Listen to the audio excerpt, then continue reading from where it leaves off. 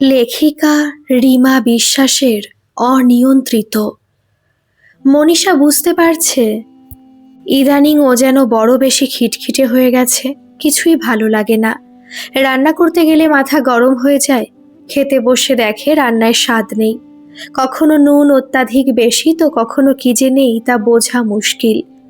পুজো করার সময় ভগবানে ভক্তি আসে না, আসে একটা ভয় ভয় ভাব। পুজো না করলে অমঙ্গল হতে পারে, সেই আশঙ্কায় পুজো করা। ঠিক কাজের বউটা কাজের সময় অযথা বকবক জুড়লেও অসহ্য লাগে। এক একদিন ঝাঁঝিয়ে ওঠে, তখন সেও কাজ ছাড়ার হুমকি দেয়।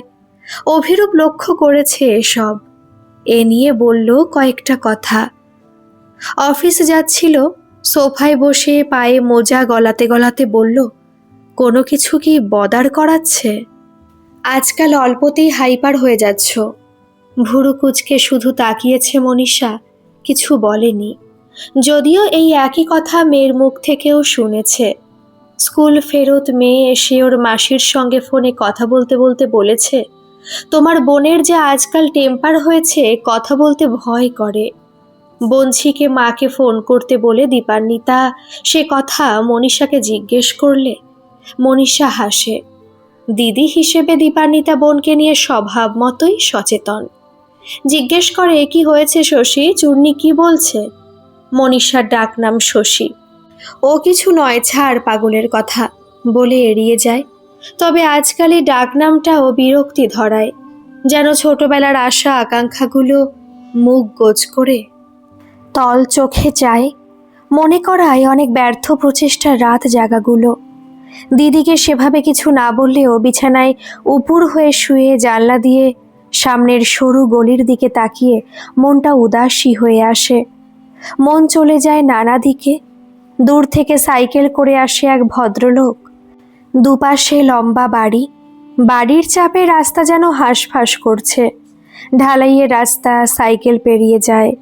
মোবাইল হাতে নিয়ে ফেসবুক খোলে মনীষা। বুকটা কনকন করে। স্ক্রিনে তাপসীর কত ছবি। এবছর এমপ্লয়ি অব দ্য ইয়ার হয়েছে সে। একটা ভিডিও আপলোড করা আছে। ভিডিওটায় কটা কথা শুনেই স্ক্রোল করে যায় মনীষা। আর শুরু হয় সেই বুকের ভেতরের চাপা ভার ভাবটা। মনীষা কাউকে না বললেও জানে ওর এই লাগাতার ভালো না লাগার ঘ্যানঘেনে ভাবটা আসছে কোথা থেকে। এই যে বিরক্ত, সবসময় একটা অস্বস্তি আর আনন্দের মুহূর্তগুলো ঠিকভাবে উপভোগ করতে না পারার আফসোস, তার কারণ মনীষা জানে। জিওগ্রাফিতে এমএ করেও আজ মনীষা এক সাধারণ গৃহবধূর জীবন কাটাচ্ছে। অথচ ওর চাইতে অনেক কম মেধার মেয়েরা আজ চাকরি করে সুপ্রতিষ্ঠিত। তারা রোজগেরে স্বাধীন, তাদের আত্মবিশ্বাস প্রচুর। তারা সন্তুষ্ট কারণ তারা ওদের এতদিনের কষ্টে উপার্জিত বিদ্যার একটা সদ্ব্যবহার করতে পারছে। অথচ এতটা পড়াশোনা, এত কম্পিটিশন, রাত জাগা সমস্ত আনন্দ ফুর্তি বিসর্জন দিয়ে মনীষা যে ডিগ্রিটা পেয়েছিল তা কি শুধু লেমিনেশন করে আলমারির কোনো এক কুঠুরিতে নিরুদ্দেশ হয়ে থাকার জন্য? অভিরূপ ঘোষকে বিয়ে করার জন্য সত্যি কি অত ডিগ্রির দরকার ছিল? রান্নাঘর সামলানো আর ঘর পরিষ্কার রাখার জন্য ভূবিদ্যার বিশারদ হওয়ার যে কোনো প্রয়োজন নেই। আর এই হয়েছে ওর কাল। বিয়ের আগে একটা বেসরকারি স্কুলে চাকরি করছিল, কিন্তু পরিশ্রম অতিরিক্ত আর মাইনে কম হওয়ায় চাকরিটা ছেড়ে দেয়। আর বিয়ের পর কখনো চাকরি করার কথা মনেও হয়নি। কিন্তু যত সময় যাচ্ছে তত নিজেকে যেন ফুরিয়ে যেতে দেখছে মনীষা। বিশেষ করে যখন বন্ধুদের দেখে প্রত্যেকের নিজস্ব পরিচিতি আছে, অথচ মনীষার পরিচয় কি? এত পড়াশোনা করে কি লাভ হলো ওর? মিসেস ঘোষ বা চূর্ণির মা, মায়েরও তো ওই একই পরিচিতি ছিল। এই পরিচিতি অর্জন করার জন্য মাকে রাত জেগে এত ডিগ্রি অর্জন করতে হয়নি। মা ছিল 12 ক্লাস পাস। দরজার মুখটায় এসে সাবিত্রী দাঁড়ায়, তাড়াহুড়োয় বলে, গ্যাসে কি বসিয়েছ বৌদি, পোড়া লাগলো কিনা দেখো। মাছের ঝোল চাপিয়েছিল গ্যাসে। মনে পড়তে মনীষা ছোটে রান্নাঘরে, পোড়া লেগেছে কড়ার তলাটা। কি যে বিরক্তি লাগে। রাগে রাগে কড়া নামাচ্ছিল, সে সময় চূর্ণি এসে বলল, পাস্তা টিফিনে নিয়ে যাব, চিজ আছে ফ্রিজে। মনীষা রাগে করার তলা খুন্তি দিয়ে ছাড়াচ্ছে। চূর্ণী ওসব বোঝে না, আবার বলে বাবাকে বলে চিজ আনাবো। তারপর এটা ওটা টানাটুনি করে বলে, ও মা পাস্তাও নেই দেখছি। এ মাসে আনাওনি?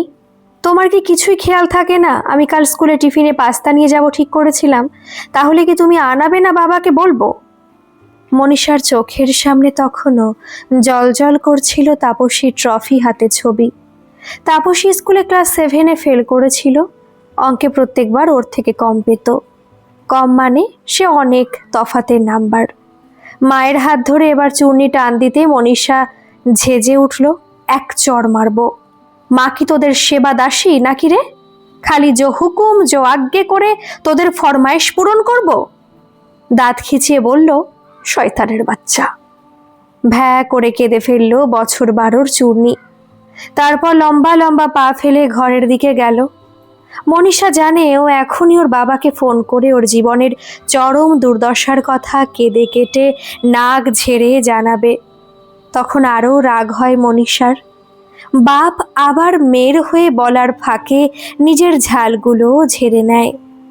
মাথার যন্ত্রণা শুরু হয়, আর এই যন্ত্রণা নিয়ে যখন ঘরের লাইট বন্ধ করে শুয়ে, তখন লাইট হুট করে জ্বলতে চোখ কুঁচকে যায়। ঘরে ঢোকে অভিরূপ। ওর অফিস ব্যাগটা সামনের কম্পিউটার ডেস্কে রেখে বলে, কি ব্যাপার এত অন্ধকার যে? শরীর ঠিক নেই। পাশ ফিরে শুতে গিয়েও মনীষা উঠে বসে, বলে চা করি? চা নিয়ে এসে অভিরূপের সামনে ধরলে ও চায়ের কাপ হাতে জানতে চায় সকালে মেয়ে যে বিষয়ে কমপ্লেন করেছিল তা নিয়ে।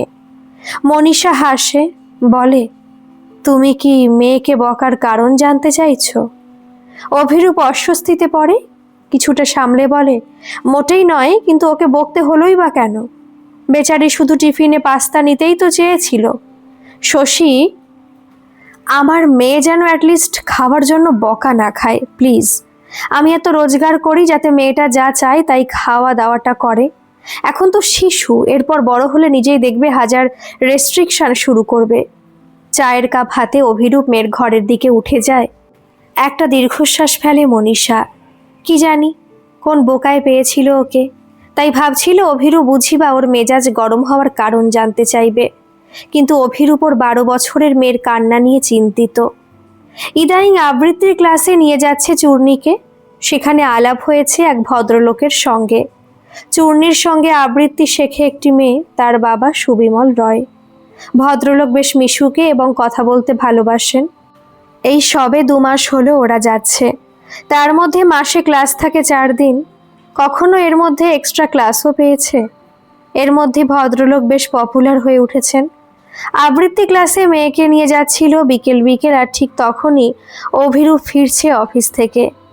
ফ্ল্যাটের বাইরের গেটের মুখটায় দেখা হতে ও বলল, তোমরা যখন বেরোচ্ছ তখন আর আমি ঘরে ঢুকছি না। এমনিতেই আজ তাড়াতাড়ি ফিরেছি, বহুদিন হলো ক্লাবে যাই না, আজ ঢু দিয়ে আসি। আনন্দ পুনিতরা বলছিল আজ ওরাও থাকতে পারে। কেন যেন কথাটায় বড় রাগ হলো মনীষার। বলল, এই যে মেয়ে নিয়ে এত চিন্তা, বাচ্চা আমার যেন ভালো করে খাওয়া দাওয়া করে। এখন ইচ্ছে হয় না ও কি শিখছে, কোথায় গিয়ে শিখছে, একবার নিজে চোখে দেখে আসি।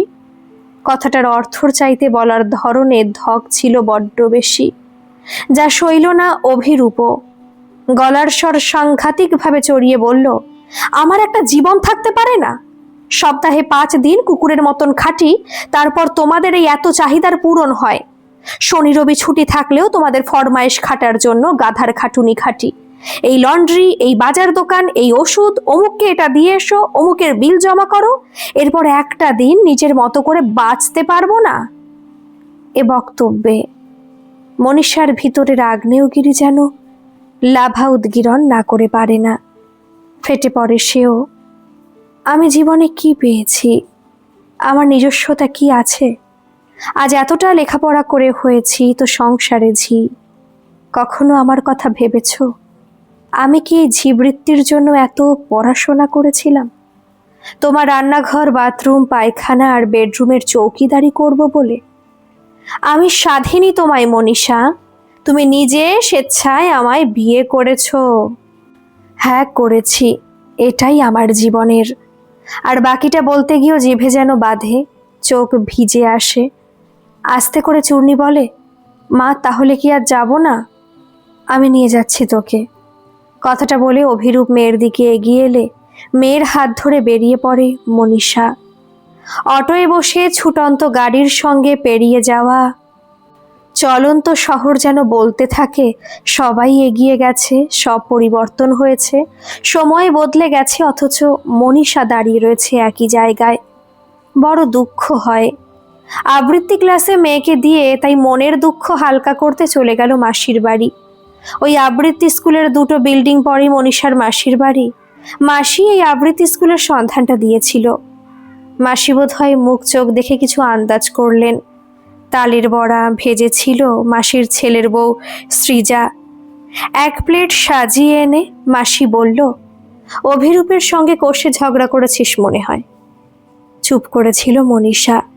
মাসি আবার বলল, মুখটা শুকনো কেন? ধুর, ভালো লাগে না গো। মনীষা হালকা শ্বাস ছেড়ে বলে। তালের বড়া চিবোতে চিবোতে মাসি বলে, ভালো লাগে নাই বা কেন? এত লেখাপড়া শিখে কি লাভ হলো বল? সেই তো ওই এক জীবন, কোনো বিকাশ নেই, নিজের প্রকাশ নেই। হাড় মাস জ্বালিয়ে একটা সংসার করো, তারপর বিলীন হয়ে যাও। এই কি জীবন মাসি? উনি এত বুদ্ধি যে রাখেন না তা মনীষা জানলেও এ মুহূর্তে মন হালকা করার জন্য কথা বলাটা বড় দরকার ছিল। তাই বলল। মাসি আরেকটা বড়া মুখে পুরে বললেন, তোর খাওয়া পড়ার তো আর অসুবিধা নেই, সেটাই কি সব? তবে মানুষ আর কুকুরের তফাৎ কি? আর সৃজাই বা চাকরি করছে কেন? তোমরা তো যথেষ্ট সচ্ছল।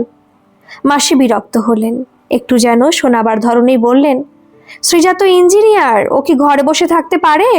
ডাক্তার ইঞ্জিনিয়ার আলাদা, তোরা তো আর সেরকম লেভেলের কিছু করিসনি। তাহলে যারা ডাক্তার বা ইঞ্জিনিয়ার নয়? মনীষা উত্তেজিত হচ্ছিল। মাসি বলল, সে আমি কি করে বলবো? তা তুই কি চাকরি খুঁজছিস বলতো? অভিরূপের চাকরি আছে তো। এখন মেয়ে বড় হলে খরচ বাড়ে, তখন হাজব্যান্ড ওয়াইফ দুজনকে। উঠলি? তালের বড়া। প্লেট রেখে মনীষা উঠে পড়েছে। ওদের ফ্ল্যাটের বাইরে এসে মনে হয় কি কুক্ষণে নিজের মনের কথা মাসিকে বলতে গিয়েছিল। আত্মীয়রা যে কখনো ভালো হোক তা চায় না। এ কি আবেগের বশে ভুলতে বসেছিল মনীষা? আবৃত্তি স্কুলের বাইরে এসে দাঁড়াতে দেখা হলো সুবিমল রয়ের সঙ্গে। ভদ্রলোকের ছিপছিপে গড়ন, মাথায় ঝাঁকড়া চুল। বেশিরভাগ দিনই গায়ে থাকে একটা গোলাপি রঙের শার্ট আর কালো প্যান্ট। 1 পা 2 পা করে সুবিমল এগিয়ে এলো ওর দিকে। বলল, আজ স্টুডেন্ট কম, জানি না কেন, কিন্তু ভিতরে ম্যাডাম তো দেখছি জোর প্র্যাকটিস করাচ্ছেন। কষ্টে একটু যেন জোর করেই হাসল মনীষা। সুবিমল বললেন, ওদিকে কোথাও গিয়েছিলেন? মনীষা মাথা দোলায়। ভদ্রলোক আবারও প্রশ্ন করেন, চেনা চেনা কারো বাড়ি না অন্য কাজে? এবার কটমটিয়ে ভদ্রলোকের দিকে তাকালে ওনার চোখে থতমত ভাব ধরা পড়ল। আপনি এত কথা কেন জিজ্ঞেস করছেন? আর আমি আমার পার্সোনাল ব্যাপারে আপনাকে বলবোই বা কেন? আশ্চর্য গায়ে পড়া লোক তো আপনি। ঝাঁঝিয়ে মনীষা বলে। ভদ্রলোক বলে, সরি। এটা বলে তিনি দূরে সরে যান। আবৃত্তি স্কুলের গেটের বাইরে উনি আকাশের দিকে মুখ করে চেয়ে দাঁড়িয়ে থাকেন। চোখ ঝাপসা হয়ে আসে মনীষার। ও কি দিনে দিনে ছোট লোক হয়ে যাচ্ছে? সুবিমল চেনা জানা একজন লোক, সময় কাটাতে এটা ওটা প্রশ্ন করা কি অপরাধ? এগিয়ে গিয়ে বলল, সুবিমল দা, আমি খুব লজ্জিত, আমি বলতে চাইনি, বিশ্বাস করুন। কেন যে? তারপরই চোখ ছাপিয়ে জল আসে ওর। স্কুলের উল্টো দিকে একটা সস্তার চা জলখাবারের দোকানে গিয়ে বসে ওরা। চোখের জল মুছে মনীষা বলে, আমি আমার ফ্রাস্ট্রেশন আপনার উপর উগরেছি। আসলে জানেন, বলতে গিয়েও মাসির কথা মনে পড়তে আর ফ্রি হতে পারল না মনীষা। প্রসঙ্গ ঘুরিয়ে বলল, কিছু না, আসলে ফ্যামিলিতে নানা রিলেটিভ থাকলে যা হয়, কথা কাটাকাটি থেকে আর কি। আসলে সামনে মাসির বাড়ি, আমি সেখানেই গিয়েছিলাম। সুবিমল হাসলেন সামান্য, বললেন, সে তো সামান্য ব্যাপার, ও হয়। আপনি আমার লাইভ শুনলে কি বলবেন? আমি কিন্তু পুরোটাই অ্যাকসেপ্ট করে নিয়েছি। দেখবেন অ্যাকসেপ্ট করলে লড়তে সুবিধা হয়। কি অ্যাকসেপ্ট করার কথা বলছেন? যেন মনীষার চুরি না ধরা পড়ে এমন একটা ভয়ে মনীষা জানতে চায়। আমার কোনো চাকরি নেই জানেন, একটা প্রাইভেট ফার্মে চাকরি করতাম, কিন্তু কোম্পানি লোক ছাঁটাই করলো, আমিও পড়লাম সেই তালিকায়। এরপরও বহু জায়গায় অ্যাপ্লাই করেছি কিন্তু হয়নি। যোগ্যতা আমার কম নয়, কিন্তু ম্যাথসে অনার্স গ্রাজুয়েট, কিন্তু চাকরি জুটলো না। এদিকে মেয়ে হয়ে গেছে, বউ আছে, আছে মা বাবা, এতগুলো লোকের দায়িত্ব চালাই কি করে? শেষে টিউশন শুরু করি। ম্যাথস আমার দখলে, ফিজিক্স কেমিস্ট্রিও আমার ভালো, তাই সায়েন্স পড়াতে শুরু করি। একটা দুটো করে এখন দুটো ব্যাচে টোটাল 40 জন পড়াই। এতে হয়তো কখনো কোম্পানির ম্যানেজার, সিইও, জিএম, চেয়ারম্যান এসব হয়ে উঠতে পারবো না, কিন্তু আমার কাঁধে ঈশ্বর যে দায়িত্বগুলো চাপিয়েছে সেগুলো ঠিক করে বইতে তো পারবো। আপনি বেকার বসে তো নেই দাদা, অনেক বড় কাজ করছেন। কিন্তু আমার মতন ধরুন যারা আছে, যারা শিক্ষিত হয়েও শিক্ষার প্রয়োগ করতে পারলো না, একটা অশিক্ষিত মানুষের জীবনযাপন করলো, তাদের আপনি কিভাবে সান্ত্বনা দেবেন বলুন? তাদের জীবন কিন্তু একেবারে ফাঁকা, বিশেষত আজকের দিনে, নয় কি? কিন্তু বোন, আপনার মতে শিক্ষা বা শিক্ষিত হওয়ার অর্থ কি শুধুই একটা পজিশন আর টাকা রোজগার? এর বাইরে কি কোনো দায়িত্ব থাকতে নেই? ঠিক বুঝলাম না দাদা, টাকা রোজগারের কি মূল্য নেই বলছেন? অবশ্যই আছে, নইলে আর আমি এত কথা বলবো কেন? কিন্তু টাকা তো মোটেও রোজগার করে। আবার কিছু মনে করবেন না বেশ সাহ, তাই টাকা রোজগারের সঙ্গে শিক্ষার সম্পর্কটা আমি মেনে নিতে পারি না। শিক্ষা মানে প্রসার, অগ্রগতি। আপনি একজন শিক্ষিত মানুষ, কিন্তু তখন হবেন না যখন আপনার হাতে একটা জলজলে ডিগ্রি থাকবে। আপনি তখনই শিক্ষিত হবেন যখন আপনার মনে উদারতা আসবে, আপনি কুসংস্কার মুক্ত হবেন, আপনার ভিতর ঠিক ভুল বিচার করার ক্ষমতা হবে। আপনি কখনোই অন্যের প্ররোচনায় পা দেবেন না। আপনি বলছেন এমএ পিইডি করে বাসন মাজার কাজ করা আর গবেষণার কাজ করার গুরুত্ব একই। বোন, সবই নির্ভর করে জীবনের সুযোগের ওপর। যার সেই সুযোগ আসে সে তাই করে, কিন্তু যে কাজে এখন আছেন তা নিয়ে হাপিত্যেশ করে কি কোনো লাভ আছে? আপনি কাজেই আছেন, কারো অনিষ্ট সাধনে নেই। জানে না মনীষা লাভ ক্ষতির হিসেবে জীবন ওকে কতটা ঠকিয়েছে, কিন্তু সুবিমলের সঙ্গে কথা বলে বুকের ভার ভাবটা পাতলা হচ্ছিল। রাতে ঘুমের ভিতর দেখতে পাচ্ছিল কুয়াশা আর কুয়াশা, তার ভিতর ভেসে এলো ঠাকুমার মুখটা। চোখ খুলতে মনীষা ওর অন্ধকার ঘরের নাইট ল্যাম্পের সামনে স্পষ্ট আবছায়ায় দেখতে পাচ্ছিল ঠাকুমাকে। ঠাকুমা যেন কিছু বলতে চাইছেন, হালকা আলোয় অস্পষ্ট ছবি। তারপর ধড়ফড়িয়ে উঠে পড়ে মনীষা, জল খায় বোতলের ছিপি খুলে। কেমন অদ্ভুত লাগে, ঠাকুমা মারা গেছে সেই কোন ছোটবেলায়, তখন ক্লাস 4 হবে। ঠাকুমার সঙ্গে সম্পর্ক ক্ষণকালের হলেও সম্পর্ক ছিল বড় মধুর, কিন্তু এত বছরে না ঠাকুমা স্বপ্নে এসেছে না ভাবনায়। হ্যাঁ, মাঝে মধ্যে কথা প্রসঙ্গে ঠাকুমা উঠে এসেছে ঠিকই, কিন্তু এতটাও ঠাকুমাকে নিয়ে ভাবেনি কখনো। বিশেষ করে এই কদিনের ভিতর যে এমন একটা স্পষ্ট স্বপ্ন দেখবে। বলে পূর্বপুরুষরা নাকি সবসময় ছায়ার মতন ঘোরে, নানাভাবে গাইড করে, এদের বলে গার্ডিয়ান এঞ্জেল। তবে ঠাকুমা কি ওকে এতটা ভেঙে পড়তে দেখে কিছু বোঝাতে এসেছিল? সকালে ঘুম থেকে উঠতে অনেক দেরি হলো, ভোর রাতের স্বপ্নের পর গাঢ় হয়েছিল ঘুম। রান্নাঘরে গিয়ে চায়ের জল বসিয়েছে, ঘুমের ঘোরে ফ্রিজ খুলতে যাবে তখনই হঠাৎ যেন মনে হলো চোখের সামনে সবকিছু মুহূর্তে কেঁপে উঠল। ফ্রিজ ধরে চোখ বুজে দাঁড়িয়ে পড়ে মনীষা। আর কিছুক্ষণের মধ্যে চোখের সামনেটা সাদা হয়ে আসে, আর তারপর দেখে ওদের ফ্ল্যাট ধসে পড়ছে। ভয়ঙ্কর আওয়াজ, ধুলো আর ধোঁয়া, সবাই এলোমেলোভাবে দৌড়চ্ছে। চোখ খুলে অদ্ভুত লাগে, শরীর আনচান করে ওঠে, মাথাটা কেমন যেন করছে। ঘরে গিয়ে অভিরূপকে ঠেলে তুলে বলল সে কথা। ও বিরক্ত হলো প্রথমটা, তারপর বাথরুম থেকে ফিরে এসে সোফায় মুখ গোজ করে বসে থেকে বলল, আজ অফিস ছুটি নিচ্ছি, ইউ নিড এ ডক্টর। ভয়ে ওর পাশে বসে পড়ল মনীষা। আমি কি পাগল হয়ে যাচ্ছি অভিরূপ? ওর কাঁধে হাত রেখে অভিরূপ বলল, আগে ডাক্তার দেখাই, তারপর নয় অত চিন্তা করা যাবে। চূর্ণীকে স্কুলে পৌঁছে ওরাও বেরিয়ে পড়ল নার্সিং হোম। অভিরূপের এক অফিস কলিগ তার কাজের স্ট্রেস দূর করতে একজন মনোবিদের কাছে যায়, সেই ঠিকানা দিয়েছে। গাড়িতে উঠে ভয়ে ভয়ে মনীষা তাকালো অভিরূপের দিকে। আর যদি সত্যি হয় যা দেখলাম। ছোট্ট শ্বাস ফেলে অভিরূপ বলল, তা কি করে হবে মনীষা, এটা। আর কথা বাড়ালো না অভিরূপ।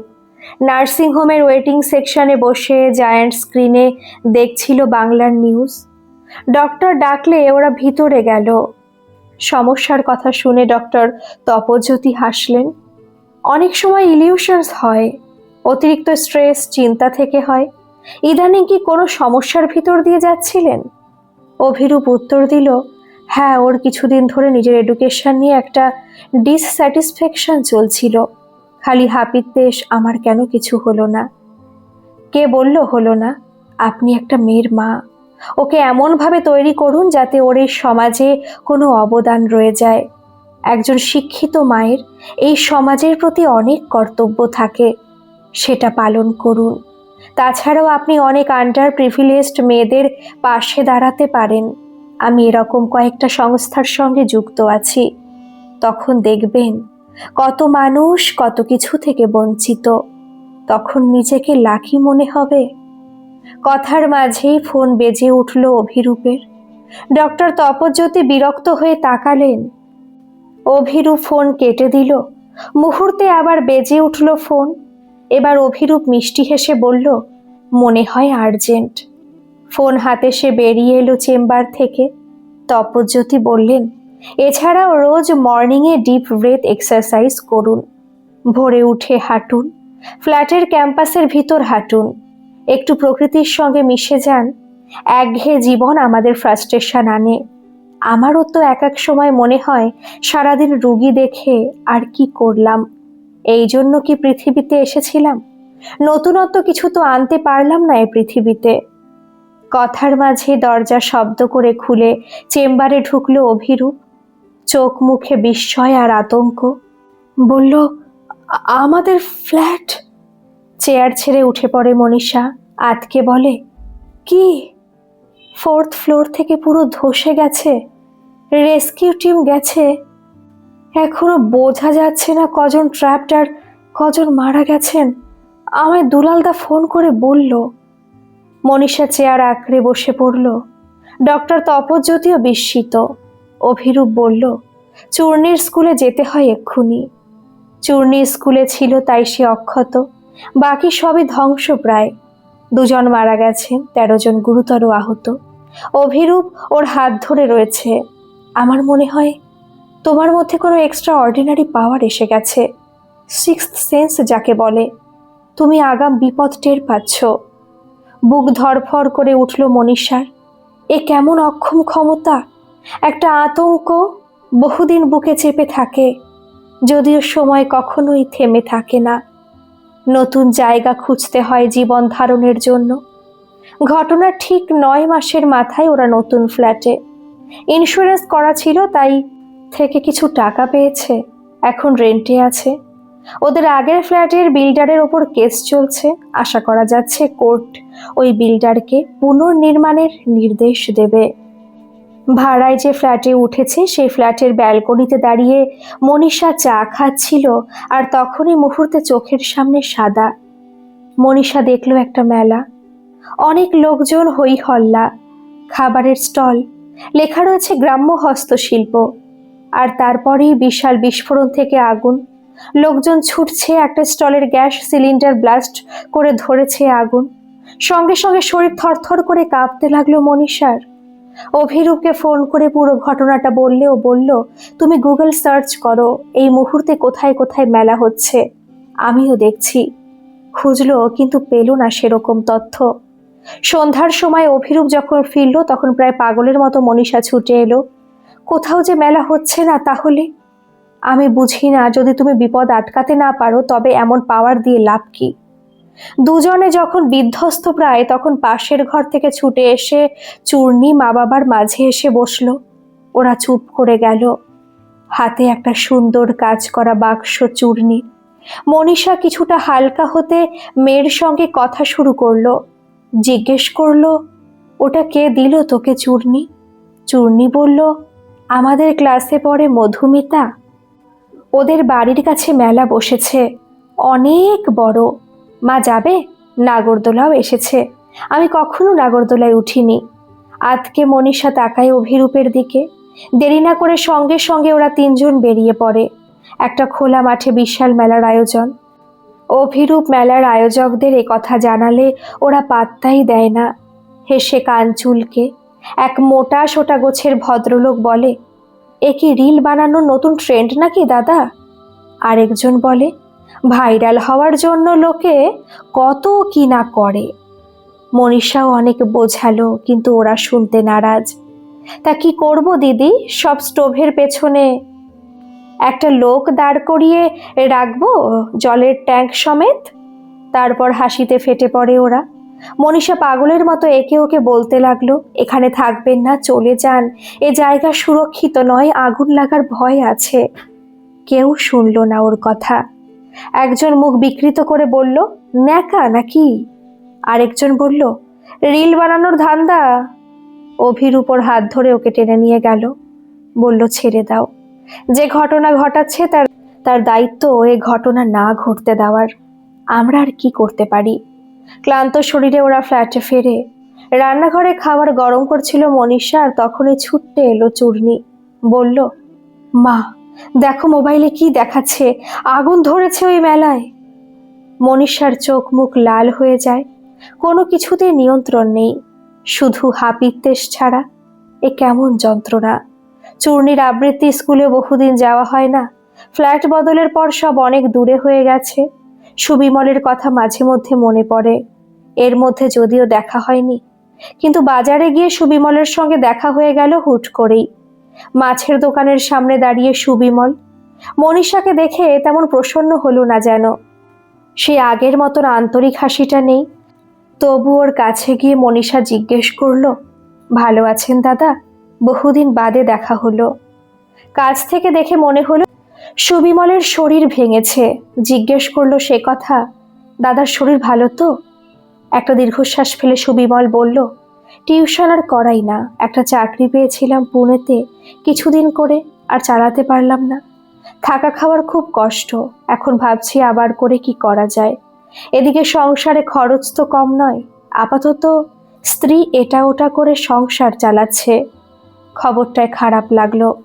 সুবিমলের সঙ্গে কথা সেরে যখন পিছন ফিরল তখন মুহূর্তে চোখের সামনে সাদা হয়ে গেল।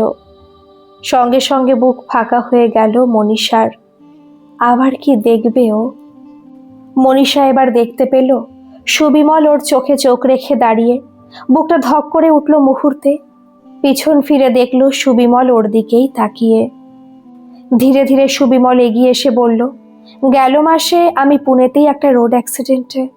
সামনে সব অদৃশ্য, কেউ নেই। কোথায় সুবিমল? মাথা ঘুরছিল মনীষার। কোনো রকমে বাজার থেকে বেরিয়ে অটো ধরতে কেউ যেন বলল সুকান্ত সরণি। অটো চালককে মুখেও তাই বলল মনীষা। কিন্তু সুকান্ত সরণি কেন? কে থাকে ওখানে?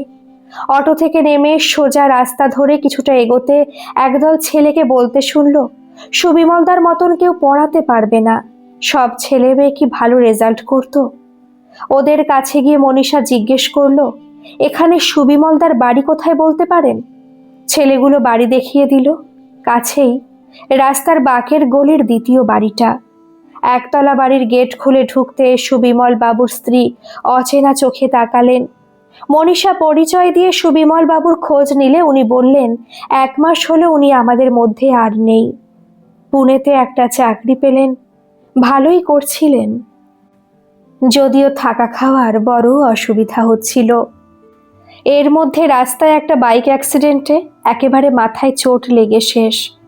সুবিমলের মা বললেন, আমাদের নিয়ন্ত্রণে কি আর কিছু আছে গো, যেমন চালাই তেমন চলি। ব্যাগ থেকে 1002 টাকা বের করে মনীষা এগিয়ে দেয়। আমি বোন হিসেবে যদি দাদার জন্য কিছু দিই। কতবার দেবে মা? আমার বৌমা এখানে একটা ব্যাংকে পিয়নের চাকরি পেয়েছে। নাতনিটা তো অনেক ছোট, বৌমার সংসার টেনে টুনে চালিয়ে নেবে হয়তো, কিন্তু মানুষের পাশে দাঁড়াতে যদি চাও তবে দরকারে ডাকলে একটু এসো মা। টাকার সঙ্গে লোক বলেরও বড় দরকার বাঁচতে গেলে, এও অনেক সাহায্য হবে। মনীষা দীর্ঘশ্বাস ফেলে উঠে আসে। সুবিমলের বাড়ি থেকে বেরিয়ে সব জুড়তে চায়। ওর বিচলিত মনই কি এত কিছুর সামনে এনে দাঁড় করালো, নাকি কোনো দূর জগতে বসে থাকা ওর ঠাকুমা এ জগৎ সম্পর্কে ওকে বোঝাতে চাইছিল কিছু, যা নিয়ন্ত্রণে নেই তা নিয়ে না ভেবে যা নিয়ন্ত্রণে আছে তাতে মনোযোগী হওয়ার বার্তা। মনীষা যদিও আর ওই আগাম সংকেত দেখতে চায় না, ও সব কথা মাথায় এলেই ও অন্যদিকে মন সরাতে চায়, কিন্তু চোখের সামনে যে আবার মুহূর্তে সাদা, বুক ধক করে ওঠে। আবার কি দেখবে? এবার কিন্তু মনীষা দেখতে পায় সুবিমলের একটা হাসি ভরা মুখ। আজকের এই গল্পটি আপনাদের কেমন লাগলো অবশ্যই কিন্তু কমেন্ট করে জানাবেন, আর ভালো লাগলে একটা সাবস্ক্রাইব করে আমার পাশে থাকবেন। ধন্যবাদ।